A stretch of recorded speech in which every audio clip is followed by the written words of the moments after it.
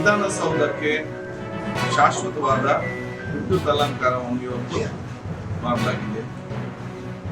April ಮೊದಲ ವಾರದಲ್ಲಿ ಮಾನ್ಯ ಮುಖ್ಯಮಂತ್ರಿಗಳು ಮತ್ತು ಕೇಂದ್ರ ಸದಸ್ಯರು ಮತ್ತು ಪಕ್ಷದ ನಾಯಕರು ನಾವು ಆಹ್ವಾನಿಸಿದ್ದೇವೆ. ಮಾನ್ಯ ಮುಖ್ಯಮಂತ್ರಿ ಅದನ್ನು ಉದ್ಘಾಟಿಸಿದ್ದಾರೆ. ಇನ್ನು ಮುಂದಕ್ಕೆ ವಿಧಾನಸೌಧ ಈಗಾಗಲೂ ಆಕರ್ಷಿತವಾದಂತಹ ಪ್ರಜಾಪ್ರಭುತ್ವ ಶನಿವಾರ ಮತ್ತು ಆದಿತ್ಯವಾರ ಸಂಜೆ 6 ಗಂಟೆಯಿಂದ ಹಿಡಿದು 9 ಗಂಟೆ ತನಕ ಶನಿವಾರ ಮತ್ತು ಆದಿತ್ಯವಾರ ಶಾಶ್ವತ ವಿದ್ಯುತ್ ಅಲಂಕಾರದಿಂದ ಮುಖಾಂತರದ್ದು ವಿಧಾನಸೌಧ ಇವತ್ತು ಅತ್ಯಂತ ಸೌಂದರ್ಯ ಕಾಣಲಿಕ್ಕಿದೆ. ಬಹಳಷ್ಟು ಜನ ವಿಶ್ವಾಸ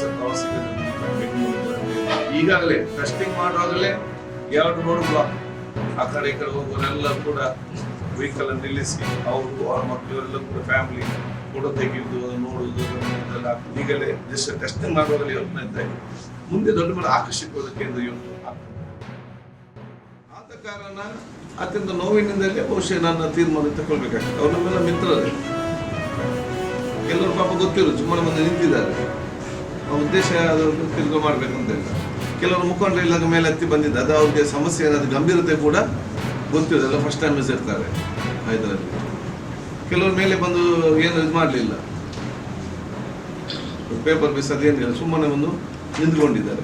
ಆದರೆ ನಾನು ಟಿ ವಿಯಲ್ಲಿ ನೋಡುವಾಗ ಯಾರು ಸ್ಟೆಪ್ ಹತ್ತಿದ್ದಾರೆ ಅವರೆಲ್ಲರೂ ಕೂಡ ನಾವು ಸ್ಟೆಪ್ನ ಕೆಳಗಿದ್ದು ಅದಕ್ಕಿಂತ ಜಾಸ್ತಿ ಉಪದ್ರ ಮಾಡಿದ್ದಾರೆ. ಇದು ಬಾಗಿಲಿದ್ದು ಅದು ನಮ್ಗೆ ಏನು ಮಾಡ್ಲಿಕ್ಕೆ ಯಾಕೆ ಅಷ್ಟು ಎಕ್ಸ್ಟೆಂಟ್ ಅಲ್ಲಿಗೆ ಅವ್ರಿಗೆ ನಾವು 1 ದಿವಸ ಸಸ್ಪೆನ್ಸ್ ಎಲ್ಲ ಮಾಡ್ಬೋದು.